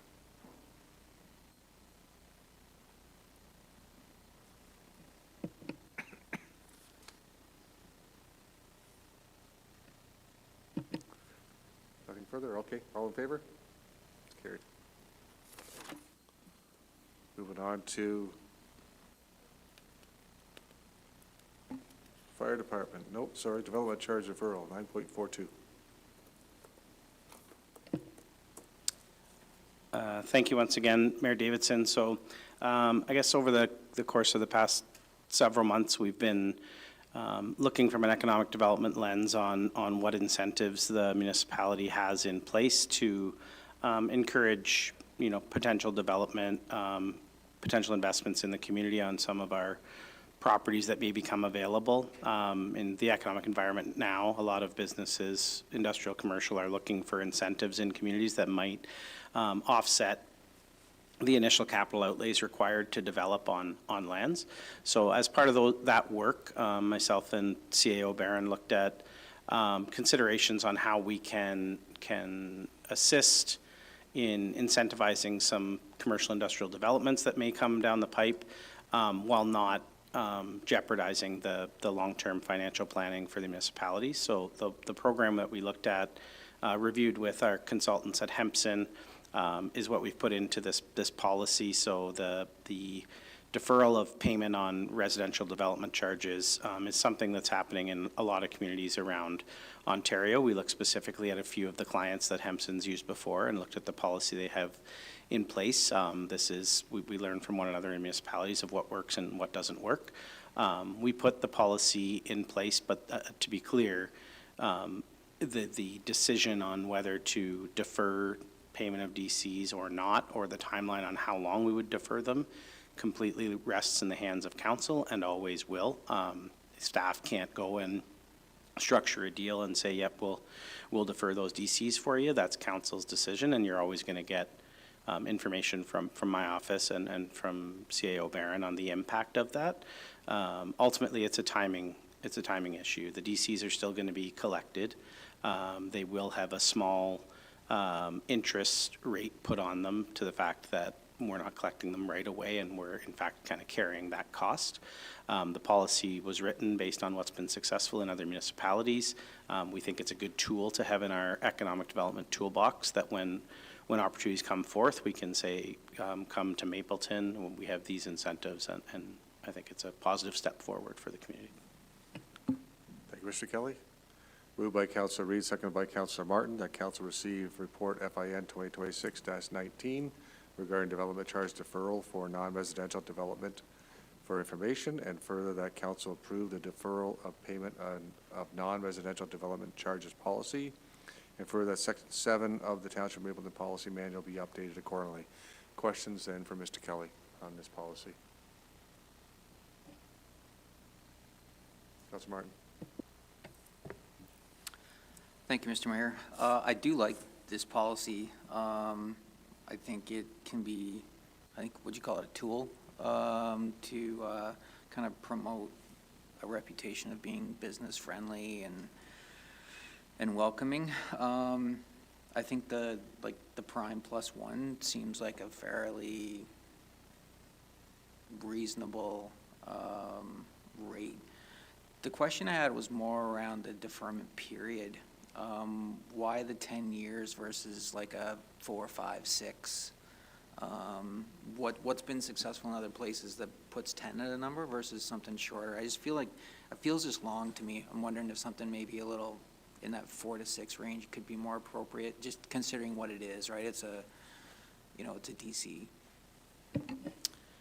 Yeah, through you, Mayor Davidson. A really good question, Councillor Martin, and I actually mulled that one over quite a bit myself. That the key with the 10-year range, which isn't a guaranteed 10 years, it's for up to 10 years, whatever council were to approve, is if it were to be a substantial development that came in here where DCs are significantly above what was shown in the report, the example of a 10,000 square foot building, deferral over 5 years may not be significant enough to reduce that initial outlay. We're not, and again, I'll be clear that Mapleton's not a municipality that has massive development charges compared to where the spotlight's on a lot of the urban centers, and when they say GTA, I mean really GTA, like in the depth of the regions that are over there, the DCs are astronomically higher than what they are here. I had suggested 10 years to have that option available should council feel some development down the road, I don't know when or what size or where, may need a longer period. But again, it's council's prerogative and council's decision. If that policy needed to be updated to say a max of 5, which some communities have, again, I'd be happy to support that change. I want to have the policy in place to be clear, and we can't do this. We can't defer them without this policy in place. There's no statutory, as there is for not-for-profits or institutional places, there's no statutory way it can be deferred. It has to have a policy and council approval. But again, if 5 years makes more sense to council and is reasonable, that's a small amendment to the whole scheme of things here. Okay. Thank you for that clarification. Okay, go ahead, Mr. Barron. Thank you, through your worship. So you're right. When we were talking about this, my initial thought was 5. But I can safely say that a business has asked for that amount of time, which is another reason why it was included in a policy. Other questions on this policy? Go ahead, Councillor Ottens. Thank you, Mayor. The policy says it applies to non-residential, so industrial, commercial, institutional, and not to residential. So how would that work with a multi-use building, where you often see like apartments and then commercial on the bottom? How would that apply to this policy? Mr. Kelly? Sure, through you, Mayor Davidson, to Councillor Ottens. My understanding is if it's a mixed-use structure, the DC rates are going to be separated out as to what are the development charges on the commercial industrial portion, what are the development charges on each of the units upstairs, so that the units upstairs, and this is assuming they're not rental housing or not-for-profit housing upstairs, wouldn't be eligible for the program, but they could apply for deferral of the DCs relating to the, in this case, the downstairs commercial industrial area.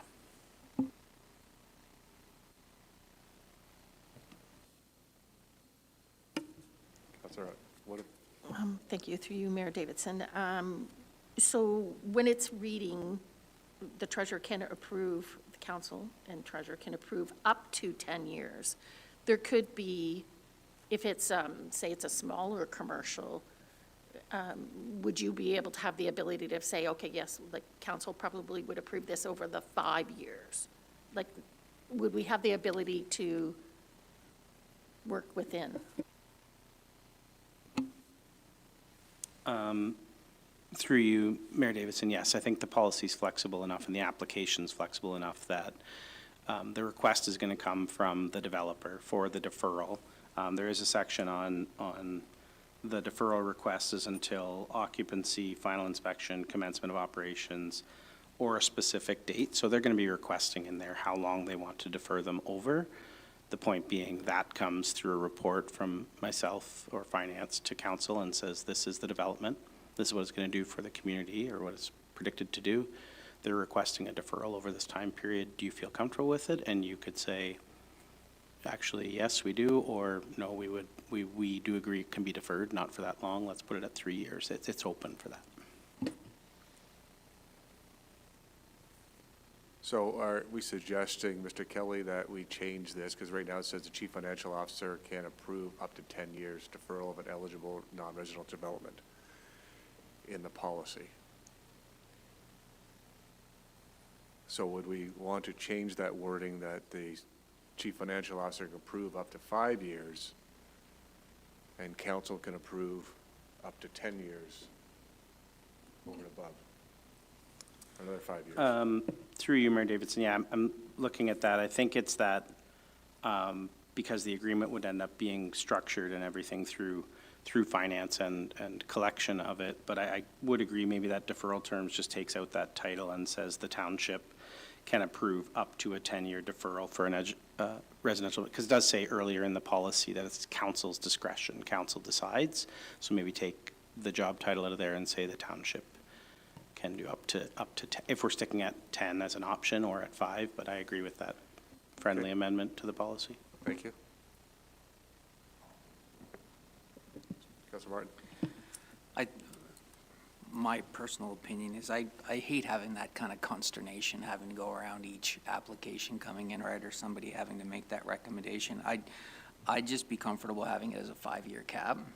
It feels reasonable to me. It's still a long time. And considering that it's their development charges, they're kind of an expected expense for any sort of business growth. Deferring it for 5 years, I think is still a really, really useful tool. So I don't know if I can create or put a motion on the floor to cap it at 5 and we can decide where to go from there, or what the proper process would be for this. Yeah, well, we're looking at the policy now, and we're approving the policy, so this is the time to do the amendments to the policy. So as I had spoken about, the chief financial officer and treasurer, and the friendly amendment would be that the township or council approve up to 10 years. Your amendment would be 5 years. Let's talk about it, Councilor Reid. Through you, Mayor, I respectfully disagree on the 5 years. I think that depending on the level of business that we're trying to bring, under Part E for request for deferral, we're gonna get knowledge of what the deferral rate that they would like to see. If we're approving up to 10 years, it gives us that flexibility that we don't have to go in and rewrite this policy again if we have a large company come that wants a larger deferral. I think that we should stick to the up to 10 years, in my opinion. Through you, Mayor Davidson, and thank you for that comment, Councillor Reid. It was written as the 10-year deferral in support somewhat of Councillor Martin's comments. We're not sitting on a huge surplus of development charges at the Township of Mapleton right now, like some communities are. So deferrals are going to have a cash flow impact as to when we're collecting that money. Granted, we are collecting interest on it, so the longer it stretches out the cash flow impact, so that is a consideration, but I would agree the option in there is ultimately going to be up to council, and the recommendation that I would bring forward on, is it reasonable, and I could include in those, or that whoever's bringing them forward could include in those, the cash flow impact of that deferral is going to be this when we're anticipating using this much development charges to fund capital over these years. So I think I would hope the reporting coming into council on I'm not sure how frequently this is going to be leveraged. It's important to have it in place, but I think we can provide significant detail in those reports on whether it would be reasonable to spread it over a longer term, or if that would have detrimental cash flow impacts on our capital program. Thank you. So we're talking right now about the length of time, council, and Councillor Martin has suggested a friendly amendment that we reduce it from 10 years to 5 years. Councillor Reid suggests to keep it at 10 years. I'm looking to my two on the left. Mr. Kelly, I know you research other communities, and I know I'm used to the county one. When the county did a TEAG, it was a 5-year TEAG. What other communities have a 10-year? Do we have many of them doing 10? Yeah, through you, Mayor Davidson, it is kind of a mix, and I think the reason that it's probably turned into a mix is because of changes in the DC Act, right? You used to open up your background study every 5 years. You had to. Now it can be extended for longer periods of time. That might have been another contributing factor to but it is a mixed bag. Like, municipalities are unique, each of them, in what, again, these tools, these economic development tools, which ones they're comfortable putting in place. So I would say it's not a standard across the board. So I think council, I would be recommending that you do what you feel is the appropriate amount of time and flexibility that's going to allow this tool to benefit in the way we want it to for the community. Thank you.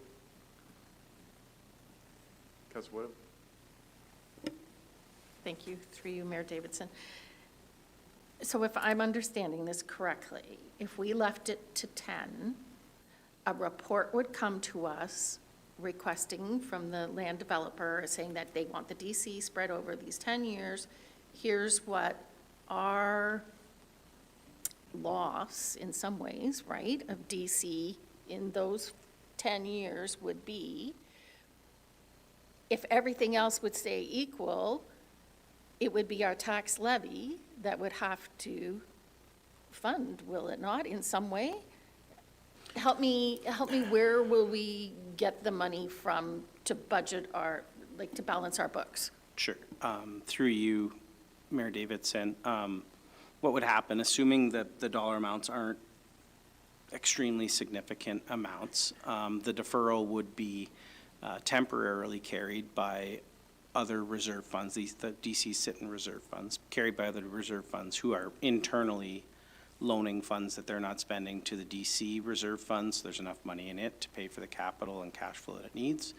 Those reserve funds aren't out that money. They're loaning it to the DC reserve funds and getting interest in return on it. So it would be funded internally. In the event, so to your point, to be very clear, no, the tax levy would not be on the hook or increasing taxes to fund this deferral program. No, that would not be happening. If there wasn't sufficient money in the reserve funds to allow the DC reserves to internally borrow it, the DC reserve funds would have to take on debt, and that debt obligation would be funded through future development charge collections. They cannot touch the tax levy.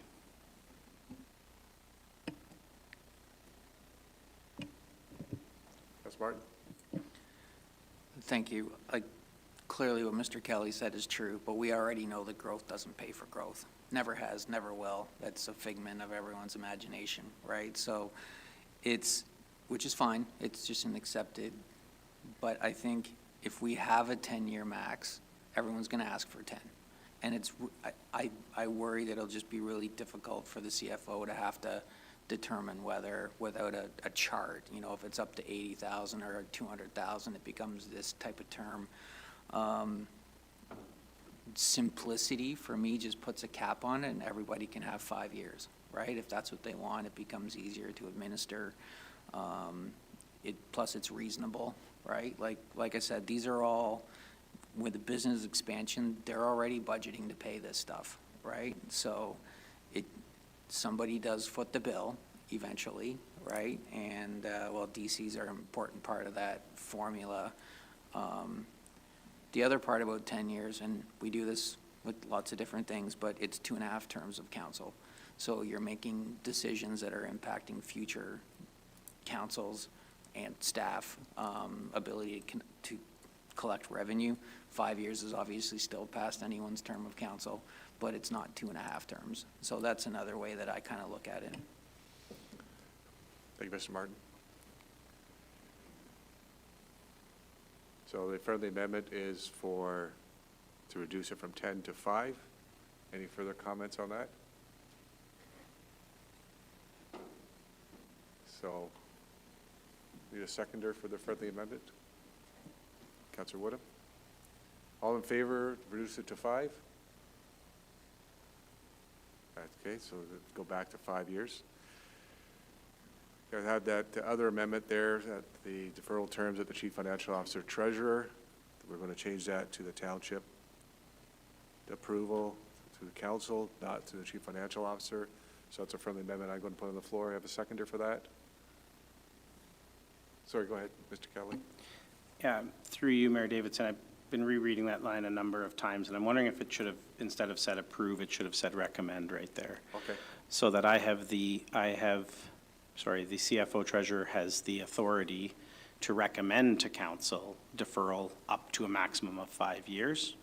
That makes sense to me. Thank you. That means I could, or the CFO treasurer could speak with the applicant and other staff and say this makes sense.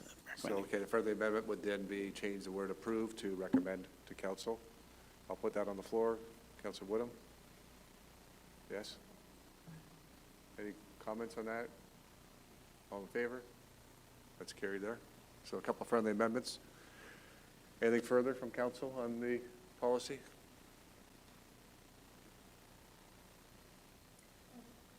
Councillor? Just through you, Mayor, if we had someone come and they wanted a DC that was further than 5 years, what would the process look like? Or would we just say, nope, not allowed, and leave it alone? Mr. Kelly? Yeah, through you, Mayor Davidson, I think the response to them would be that the Township of Mapleton's DC deferral policy is capped at 5 years, and we're happy to bring forward a recommendation to defer it over a 5-year period, but that's the max we can do under our policy. Thank you. All right. Anything further?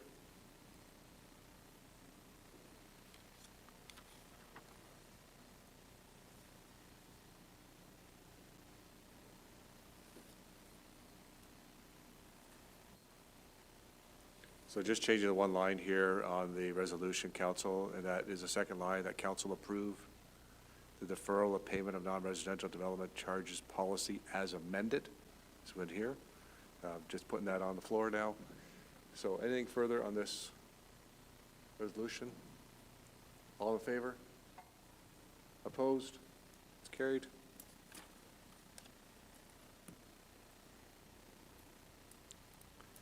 Next one is 9.51, which is Nope, we did that one. 9.52, Chief. Nope, 9.51. I'm going to go backwards here. Chief, 9.51. Thank you, Mr. Mayor. Through you, Mr. Mayor. This is a report brought forward. The management team's been working with all of the stations, and when I say all stations, I mean all 7 stations, to put together a truck plan that looks at the 3 departments as a whole, not individual departments, so that we can deploy apparatus in the proper methods, in a proper financial means. So while we've been working at this, Deputy Chief Gadati has been doing a lot of work on researching trucks and that, and the costs of them, and how much they continue to skyrocket, and we're still worried that they're, with the ongoing crises right now, that they're going to continue to go way up. So this is the first truck in a series of trucks that we're going to need to purchase throughout the all the departments. So what we're doing now, because trucks are a year to 3 years delivery date, we're looking at pre-ordering this truck so that we could possibly take delivery in late 2027. But as the report says, it would require pre-approval of our reserve funds being allocated into the capital budget to move forward with this purchase. Again, there's so many factors that are going into this, but we believe that we've got the right truck. We know that we have the right truck for the Moorfield Station. We're looking at multi-use trucks instead of single-purpose trucks. So a pumper tanker would be a truck that could deliver 1,800 gallons of water, plus be able to pump, plus be able to bring 5 firefighters, plus have their extrication equipment on. So it would be a multi-use truck as opposed to single-use trucks that, excuse me, have been looked at in the past. So again, we're looking for the pre-approval for this so that we can go ahead and start negotiating with some companies and putting the word out there through the canoe procurement to secure a truck and hopefully get it delivered in late 2027. Thank you, Chief. Resolution I have here, moved by Councilor Reid, second by Councilor Martin. Council authorize the fire department to proceed with the procurement of a new pumper tanker truck for the Moorfield Station, and further that funding of $950,000 for this purchase be pre-approved as part of the 2027 capital budget from the Fire Services Infrastructure Reserve Fund. Questions for the chief? Councilor Martin. Thank you, Mr. Mayor. Chief, you mentioned that this would be replacing, or that Moorfield has 2 of the oldest apparatus. This one vehicle would be replacing both, is that correct? Or just the tanker? And then I guess the second part of that question is, at some point, are you gonna run into an issue with a people mover? Like, are you gonna look at introducing, like, say, pickup trucks or something to just be able to get your guys around, or what does that look like in the long term? That's a great question through you. That's a great question, Councilman, through you, Mr. Mayor Davidson. It would not replace, so it would not replace the other tanker. This would be, what we're looking to deploy in Moorfield is we're eventually going to dispose of the rescue truck. Because rescue trucks are people movers and carry the equipment, but what we're trying to do is equipment on the pumper tanker, and then eventually buy a tanker that also, so we'd have 2 trucks that would haul water. Moorfield's a non-hydrogen area, as everybody knows, so we would have 2 trucks that could show up on scene with over 3,000 gallons of water to help us right away. And then, to your point, you're bang on, then we would look at pickup trucks to be the people movers, which, you know, a pickup truck is significantly cheaper than $800,000 for a rescue truck. So, yes, it's replacing a truck, but not the tanker. It's going to replace the rescue truck. Other questions? Chief, we're not the only ones looking for a fire apparatus. Is there any joint purchasing power we could tap into here? Yes, great question again.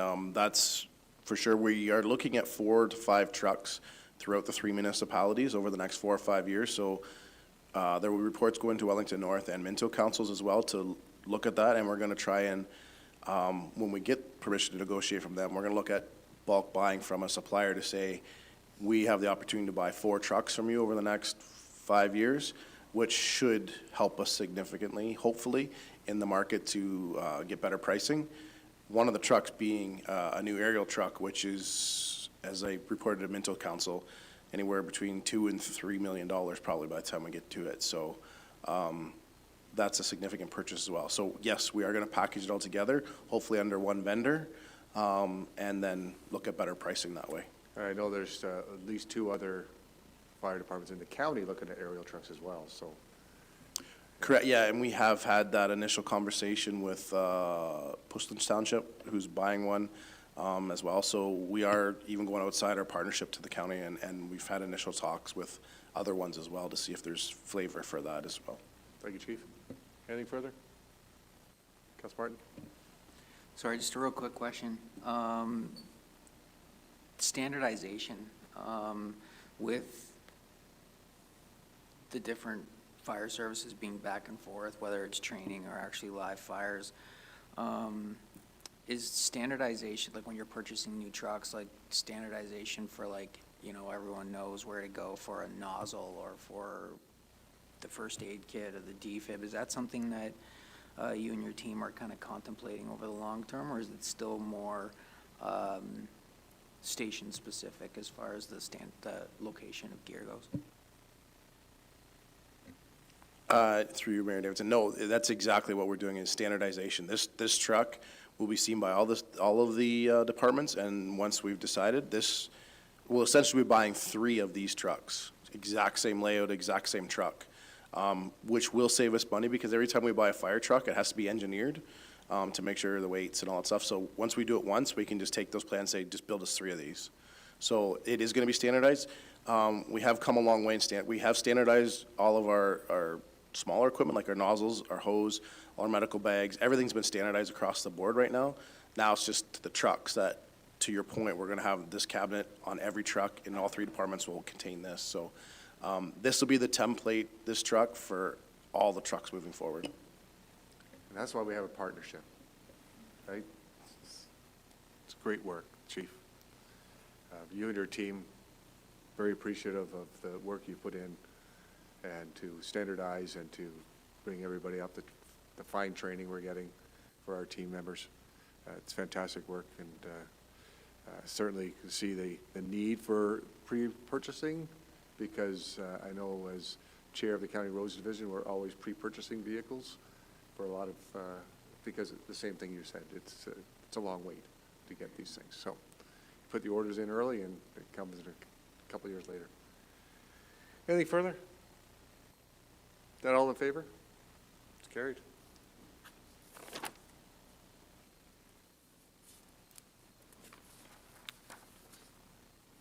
And lastly, Chief, the 2025 year-end report.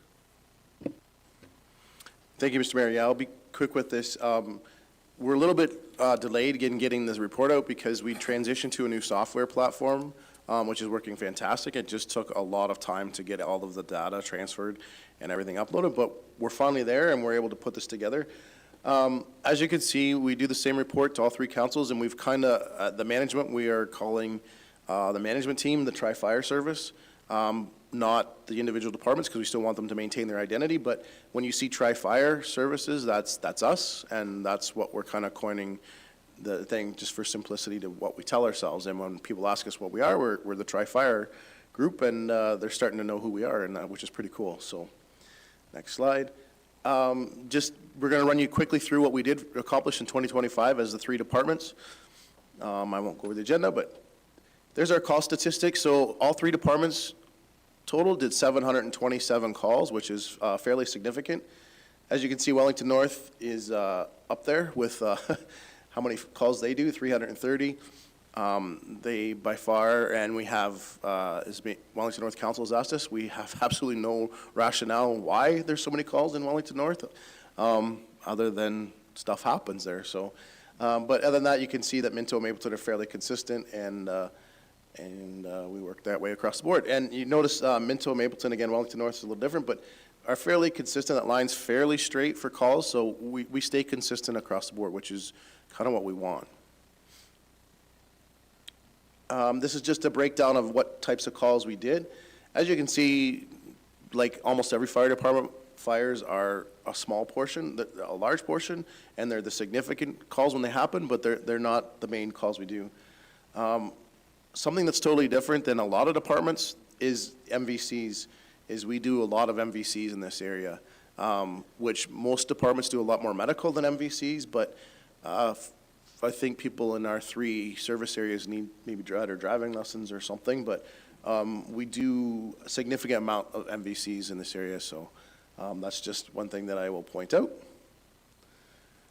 Top causes, just for information for fires, is undetermined is there. It's kind of a catch-all, but a lot of the times we know what started, but we can't absolutely concretely say what started, so it has to go under the undetermined category. Because we're not going to bring in engineers and experts to say this is definitely what caused it. So that's why undetermined, but for vehicles, the mechanical bearings, stuff like that, and tractors and stuff like that, that's what vehicle mechanical means. But for residential, it's our top 3 are wood burning, stoves, and clothes dryers are our top 3 reasons for house fires that we have. This is a fantastic one that I'd like to brag about. July 1st of this year is the mandatory certification for all fire departments in Ontario. So every firefighter in Ontario as of July 1st has to be certified to the same level, whether you're a full-time firefighter in Toronto or you're a firefighter in Mapleton, you're certified. And what certified means is you have to take 4 courses, and you have to write 4 exams, you have to do skill testing and all that stuff. And as you can see, we're at, with 1001, which is firefighter certifications, we're at 98% across the board.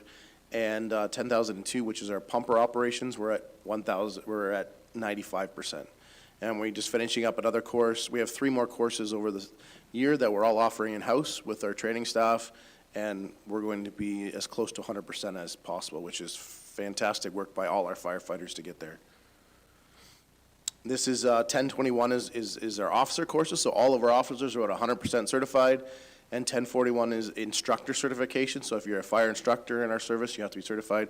Again, we're at 100% certification. So certification is we anticipated it. We've been working at it for a long time to get ready for this, and we're more than ready. Just a quick statistic, you see, average number of hours that a firefighter trains per year is 74 hours. So that's just training alone that they put in on average. Last year, we had the live fire unit that was out here, just out with the garage. And out of our 180 firefighters, we had 154 people participate in it. So fantastic. The fire marshal's office said it was the best location and the best run and best attended live fire training they had the entire year. So much so that they gave it to us again this year. And actually, it's coming on Tuesday next week, same spot right out here. So we will be training there Wednesday evening, Thursday evening, Friday during the day, and Saturday and Sunday. So feel free to drop in anytime, talk to our training staff, and you'll be able to see live fire training in the trailer going on, which is, it's pretty cool to see. So, again, we got it again this year and working with the fire marshal's office for that. Training, we did a ton of training. You can see the list is there. One of the programs we started was Effective Command. That's just training and evaluating our command people to see how good their command skills are and where they can improve upon. It's not a pass-fail, but it's just a tool that we've introduced that we run them through scenarios, and then we give them some feedback on where they're strong and where they need to improve upon. And then we give that report to the training committee, and the training committee is going to help them with training on that. So that's a pretty cool thing. And just, you notice that picture, that's at the Moorfield Station, but that's the officers from all 7 stations come together for one meeting and one training session, which was fantastic. And just to watch the networking is pretty cool. Equipment. To Councillor Martin's point earlier, we have standardized a lot of the stuff. We've got our stationware and that up. We've got extractors, so that's washing machines for your bunker gear in all 7 stations now. That's been installed. We do have some constant repairs of the aerial truck. Our aerial truck is on its last legs in Minto, which again is being used by all 3 municipalities. So there'll be more to come on that.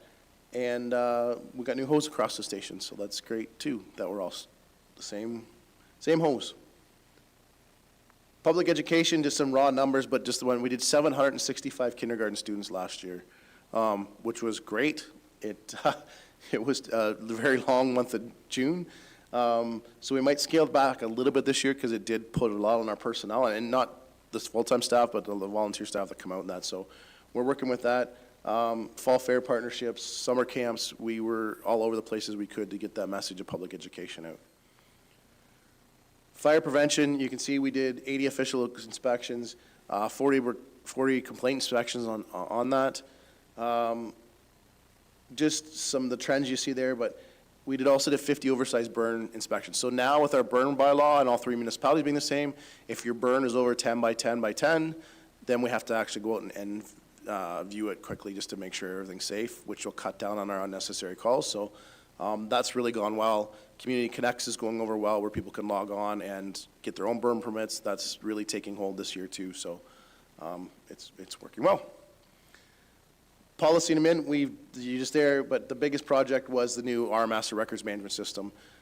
We worked really hard on that, but we got all the properties from Minto, Mapleton, Wellington North into our system now, so that we can work with that. We're just finishing training up all our firefighters so that they can get into the software and do all that kind of stuff. We aligned all the establishing, regulating bylaws of council members, and we've got 70 to 100 policies and procedures that we've aligned that all 3 stations are the same policy, same procedures. So we're well on our way to getting that done as well. We recruit and retire. We're always doing that. We had 14 new members last year across the board. We did 10 grant applications. We were successful thanks to the help of the finance departments in all 3. As reported at the council meeting I wasn't able to attend, we did get the grant for a new generator at the Moorfields Fire Station with the fire protection grant, which is helping us with cancer causing.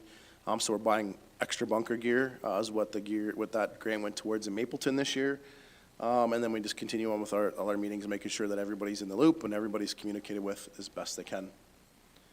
So just in conclusion, we're really working to align everybody. We're really working to strengthen the partnership, and all the credit goes to the firefighters at all 7 stations. Honestly, they have bought in, they have jumped in, and the feedback we've gotten has been fantastic. They really like the new structure. They like what we're doing. They like the communication. They like being able to have feedback. The truck is this new truck is being looked at by all 7. They're all having some input into it, and they're all on board with what's going on. They help write the truck plan themselves so that they know what's going on. There's no surprises, no secrets. So it's the thanks goes to the firefighters, the 180 of them that are really on board with this and really helping us move it forward. So thank you. Thank you, Chief. Resolution moved by Councilor Martin, second by Councilor Reid, that council receive report FIR 2026-002 regarding the Mapleton Fire Rescue Year in Review for information. Questions to the Chief on this or comments?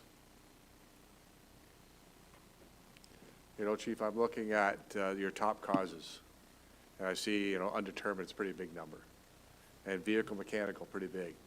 Clothes dryers, Chief. We have a lot of problems with clothes dryers coming on fire?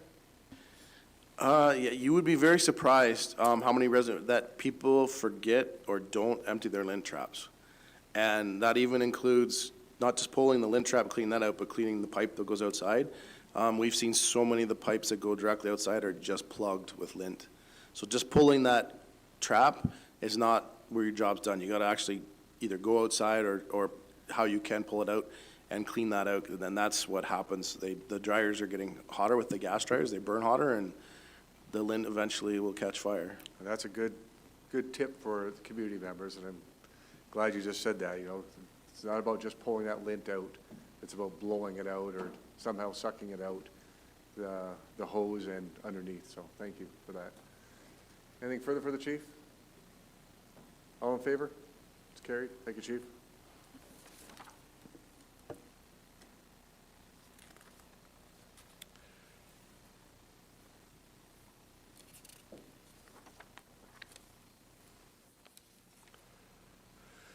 So we have, down to number 12, we have quite a bit for council's information. Anybody wish to speak to any of those 12 items?